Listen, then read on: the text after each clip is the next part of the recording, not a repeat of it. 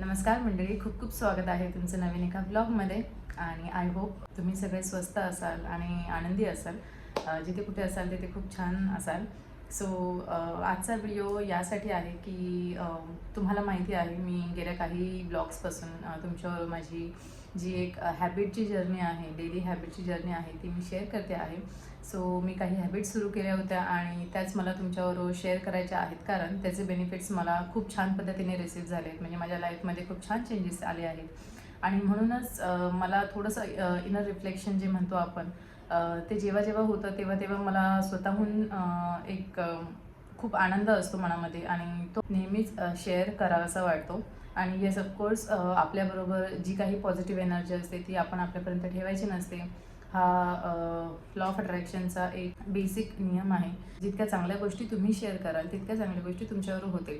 So जे काही तुम्हाला तुमच्या लाईफमध्ये हवं आहे ते तुम्ही तितक्याच चांगल्या पद्धतीने बाहेर देण्याचा प्रयत्न करा. पूर्ण जगासोबत म्हणजे पूर्ण वर्ल्डसोबत तुम्ही चांगल्या गोष्टी शेअर करा. त्याच गोष्टी तुमच्याकडे दुपटीने किंवा 100 टाइम्स ज्या वेगाने आणि ज्या ऊर्जेने तुम्ही शेअर करता तुमच्यापर्यंत येतील. सो मी सध्या योगा हॅबिट घेऊन चालते. सो एका मंथला एक हॅबिट किंवा मी आता ती डेली चालू केली आहे, पण त्याचबरोबर ॲडिशनल हॅबिट दर महिन्याला मी ॲड करेन आणि त्या हॅबिट्स मी तुमच्याबरोबर शेअर करेन. आणि तुम्हाला माझ्यामध्ये काय फरक जाणवतो आहे किंवा माझ्या लाईफमध्ये जे काही बदल घडतात ते देखील प्रत्येक ब्लॉगमध्ये दिसत जातील. आणि हाच माझा हेतू आहे की मी जे काही चांगले बदल माझ्या आयुष्यात घडतात ते मला तुमच्या आयुष्यामध्ये देखील घडावेत. आणि ती जी पॉझिटिव्ह ऊर्जा आहे, जी सकारात्मक ऊर्जा आहे आणि चांगल्या गोष्टी माझ्या लाईफमध्ये घडत आहेत त्या तुमच्यासोबत देखील चांगल्यात चांगल्या गोष्टी व्हाव्यात. आणि आपण सगळ्यांनी एकत्रच आयुष्यात पुढे यशस्वी व्हावं अशी माझी मनोमन इच्छा आहे. आणि तोच हेतू घेऊन मी ही सिरीज चालू केली आहे. सो त्यामध्ये मला जेव्हा केव्हा चांगल्या गोष्टी वाटतात तुमच्यावर शेअर कराव्या त्या मी शेअर करते. आज पुन्हा मला असंच जाणवलं की ही न दिसणारी गोष्ट आहे, जी हॅबिट आहे, पण ती आपण केली पाहिजे. सो आपण पण चांगलं तर बोलतो, पण ते नेहमी आपण दुसऱ्याबद्दल असतं, दुसऱ्यांना अप्रिशिएट करतो किंवा कुठल्या वस्तूला अप्रिशिएट करतो. पण आपण जेव्हा स्वतःला ॲप्रिशिएट करायला शिकू आणि आपण ज्या गोष्टी करतो, आपण कसे आहोत, कसे दिसतो, कसे राहतो, कसे वागतो, सगळ्या गोष्टीत आपण स्वतःला ॲप्रिशिएट केलं पाहिजे. आणि तोच कॉन्सेप्ट आहे सेल्फ लवचा. सो जितकं तुम्ही सेल्फ लव कराल तितक्याच गोष्टी तुम्हाला चांगल्या आणि नव्याने स्वतःबद्दल जाणून घ्यायला मिळतील असं मला तरी वाटतं. कारण बऱ्याच गोष्टी आपण दुर्लक्ष करतो. मी सुरुवातीला जेव्हा लॉ ऑफ अट्रॅक्शन फॉलो करत होते तेव्हा स्वतःला मिररमध्ये इतकं डिटेलमध्ये कधीच बघितलं नव्हतं. त्यामुळे मला स्वतःची इमेज म्हणजे स्वतःचा जो फोटो आहे किंवा स्वतःची जी मिरर इमेज आहे ते मी व्हिज्युअलाइज करायला खूप डिफिकल्ट जायचं मला. तेव्हा मला स्वतःला असं वाटलं की मी स्वतःलाच बघत नाही आहे. म्हणजे किती एक छोटीशी बाब आहे, पण किती म्हणजे वाईट वाटतं की आपण स्वतःला बघत नाही. आपण दुसऱ्यांचे नाही का, प्रत्येक वेळी जर कोणाचं नाव घेतलं, सेलिब्रिटीज किंवा ज्यांना आपण बघतो ओळखतो त्याचं चित्र डिरेक्टली आपल्याला हुबेहूब समोर दिसतं, पण स्वतःचं नाही दिसत. आता कदाचित माहीत नाही मला हे किती जणांसोबत होत असेल, पण माझ्यासोबत तरी झालं आहे. मी स्वतःला जास्त कधी असं मिररमध्ये एकटक स्वतःला निरखून बघितलं नाही. पण जेव्हापासून मी लॉ ऑफ अट्रॅक्शन फॉलो केलं आहे तेव्हा मध्ये मध्ये मी हे करायला लागले, पण पुन्हा थोडासा विसर पडला. आणि आत्ता नव्याने मी पुन्हा स्वतःच्या प्रेमात म्हणता येईल किंवा स्वतःवरती वेळ देणं, स्वतःला वेळ देणं, स्वतःवरती थोडं जरा जास्त लक्ष ठेवणं. कारण स्वतःवरती किंवा स्वतःची जो काळजी घेतो तोच व्यक्ती दुसऱ्यांची काळजी घेऊ शकतो आणि दुसऱ्यांवरती तेच खोलवर प्रेम देखील करू शकतो. सो त्याची सुरुवात स्वतःहून झाली पाहिजे. असंच लॉ ऑफ अट्रॅक्शनमध्ये हा एक छोटासा कॉन्सेप्ट आहे. आणि बरं झालं लॉ ऑफ अट्रॅक्शनच्याच मदतीने का होईना आपण आपल्यावरती सेल्फ लव करायला शिकलंच पाहिजे. सो मी जेव्हापासून ह्या हॅबिट सुरू केल्या आहेत त्या स्वतःसाठी सुरू केल्या आहेत. ऑफकोर्स मी स्वतःला इम्प्रूव्ह करण्याच्या दृष्टीने सुरू केले आहेत. सो ते मी स्वतःसाठी एक सेल्फ लव म्हणून ही हॅबिट जर्नी सुरू केली आहे. आणि तुम्ही देखील स्वतःसाठी सेल्फ लव म्हणून जे काही करता येईल ते दिवसातनं जितक्या वेळा करता येईल नक्की करा. कारण तुम्ही स्वतःवरती जे सेल्फ लव दाखवता म्हणजे स्वतःवरचं प्रेम जे दाखवता, सो जग आपल्यावरती प्रेम करतं, आपल्या गोष्टींना रिस्पेक्ट देतो, आदर देतो आणि आपल्या गोष्टींना ॲक्नॉलेज किंवा अप्रूव्हल मिळायची आपण जी वाट बघत नाही ती आपोआप मिळू लागते आणि आपल्या आयुष्यात खूप सारे बदल घडू लागतात. सो मी माझ्या आयुष्यात खूप सारे बदल घडताना बघते. सेल्फ लव्ह आणि ही जी हॅबिट मी सुरू केल्यापासून माझ्या व्हिडिओजना खूप छान प्रतिसाद येतो आहे. आणि जिथे जिथे की म्हणजे जेव्हा जेव्हा अँझायटी किंवा स्ट्रेस आणि राग द्वेष हा जो भाव आहे तो वर येतो, तेव्हा तेव्हा मला माझ्या माइंडकडून सेल्फ रिफ्लेक्शन जे मी नेहमी टेक्निक ही फॉलो करते, मला स्वतःला एक गायडन्स मिळतं की थोडंसं शांत होण्याची गरज आहे. आणि हे मला स्वतःला सांगावं लागत नाही, आपोआप हे विचार येतात की काम डाऊन, शांत हो, थोडंसं ब्रीद आउट डीपली करत जा.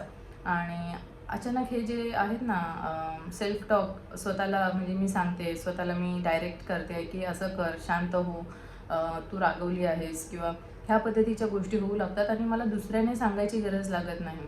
मी स्वतःहून शांत होते. जो माणूस स्वतःच्या माइंडवरती कंट्रोल करू शकतो, तो जगावरती कंट्रोल करू शकतो विदाऊट फोर्सिंग, म्हणजे बाह्य बळ दाखवल्याशिवाय आपण ते करू शकतो. So try to control yourself. तुमचं माइंड आहे त्याला थोडंसं कंट्रोल करण्याचा प्रयत्न करा प्रेमाने. सो त्यासाठी सेल्फ लव दाखवा. कुठे चुकला असाल तर स्वतःला थोडं माफ करा, पण ती चूक कशी सुधारायची हे देखील मार्ग स्वतःहून शोधा. नाही मिळत असतील तर तुम्ही तुमच्या जे एक्सपिरियन्स लोक आहेत त्यांच्याकडून त्यांच्याशी विचार विनिमय करू शकता की याबद्दल काय केलं जाऊ शकतं. कुठल्या गोष्टीचा जर तुम्हाला अनुभव नसेल तर तो अनुभव घ्या, त्याचा अभ्यास करा, जे काही करता येईल ते करा, पण सेल्फ लव सोडू नका. आणि ज्यांनी सुरुवात केली नसेल त्यांनी नक्कीच सुरुवात करा.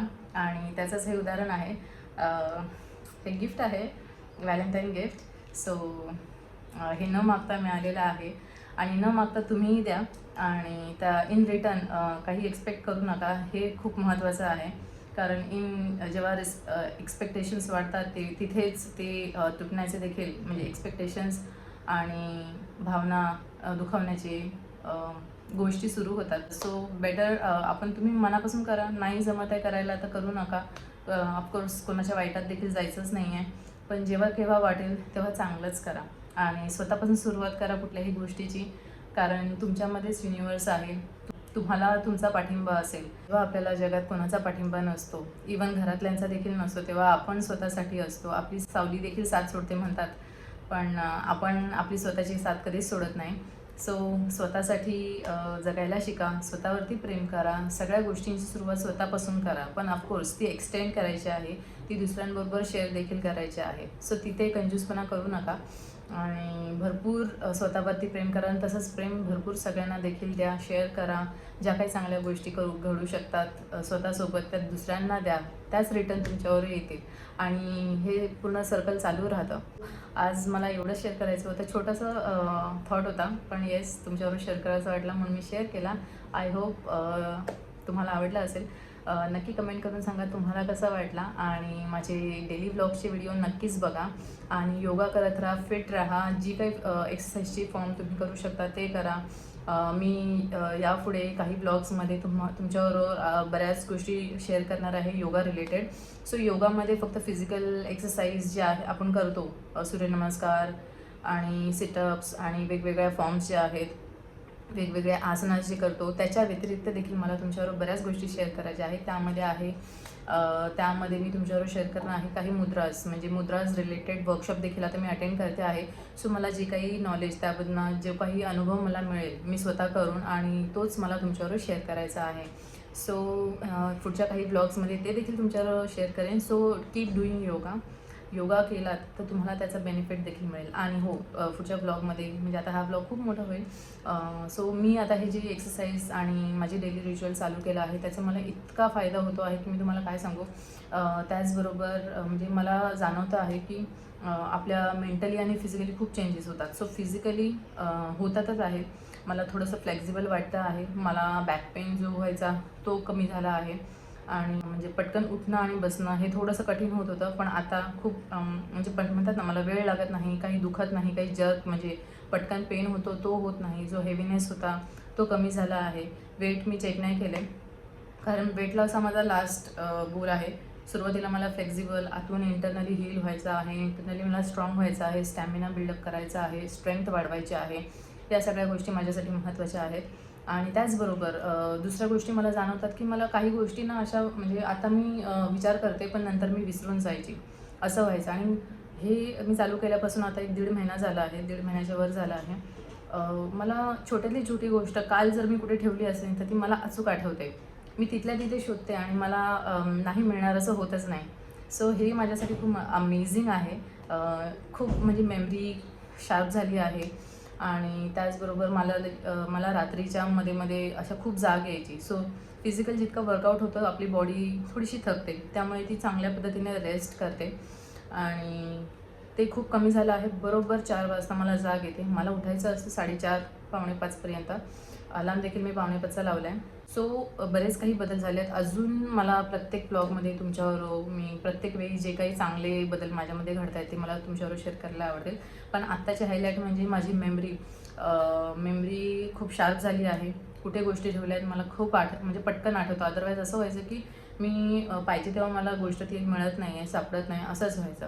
पण तो जो एक माझा स्ट्रेस रिलीफ आता पूर्णपणे गेलेला आहे आणि मला आठवतं. आणि ॲक्च्युली अवेअरनेस वाढला आहे. अवेअरनेस म्हणजे मी आत्ता काय करते आहे, मी ही गोष्ट इथे ठेवते आहे, हे माझ्या ब्रेनला तेव्हाच्या तेव्हा डोळ्यांनी छान पद्धतीने ते कॅप्चर होते. मी कॉन्शियस राहते, प्रेझेंट राहते त्या मूवमेंटमध्ये. पण जर माझी मेमरी इतकी चांगली झाली आहे की मी काल गोष्टी कुठे ठेवल्या होत्या किंवा काही वेळापूर्वी, काही तासांपूर्वी गोष्टी कुठे ठेवल्यात मला जर आठवू शकते, याचा अर्थ मी कॉन्शियस आहे त्या क्षणात आणि मी ठेवते आहे, मला माहिती आहे. म्हणूनच मला ते आठवू शकतं, राईट? सो कॉन्शियसनेस छान झाला आहे, अवेअरनेस खूप छान झाला आहे. आणि तोच आपला मेन माणसाचा मूळ गुणधर्म किंवा माणूस म्हणजे आपण जे आपली ॲक्च्युली रिॲलिटी कॉन्शियसनेस आहे, अवेअरनेस आहे. जर आपण अवेअरनेस आणि कॉन्शियसनेस आपल्याकडे जर आपण जास्तीत जास्त तिथपर्यंत जातो आहोत किंवा ते आपल्या लाईफमध्ये जास्तीत जास्त जर येत आहे, याचा अर्थ खूप छान आहे, पॉझिटिव्ह इफेक्ट आहे या पॉझिटिव्ह हॅबिट बिल्डिंगचा. आणि यासाठी मी जे योगा प्रॅक्टिस करते, हॅबिट म्हणून जे ऑर्गनायझेशन आहे त्यांनी जे ऑर्गनाईज केले आहे त्यांचे मी खूप खूप खूप मनापासून आभार मानते. आणि तेच मी तुमच्याबरोबर पूर्णतः शेअर करते जेणेकरून त्याचा फायदा पुरेपूर तुम्हाला व्हावा. जर त्या सेशन्समध्ये तुम्हाला काही सजेशन्स असतील डेली योगाच्या ब्लॉगसाठी, ते पण तुम्ही शेअर करा.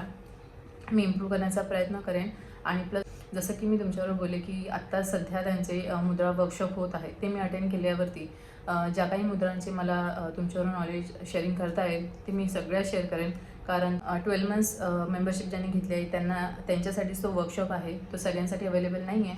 सो मी माझ्या पद्धतीने जेवढं तुमच्याबरोबर शेअर करता येईल मी नक्कीच शेअर करेन. कारण मला पाहिजे की प्रत्येकाने स्वस्थ राहावं, प्रत्येकाने हॅपी राहावं. हे अफर्मेशन्स तुम्ही बोलत राहा. I am healthy and I am happy. मी स्वस्थ आहे आणि मी खूप आनंदी आहे, असं मनापासून बोलता येईल. तो दिवस खूप छान असेल. सो सोनेरी दिवस प्रत्येकाच्या आयुष्यात यावा आणि हीच माझी विठ्ठलाकडे प्रार्थना असेल. सो भेटू आपण नेक्स्ट व्लॉगमध्ये. टिल देन सगळ्यांनी काळजी घ्या. बाय.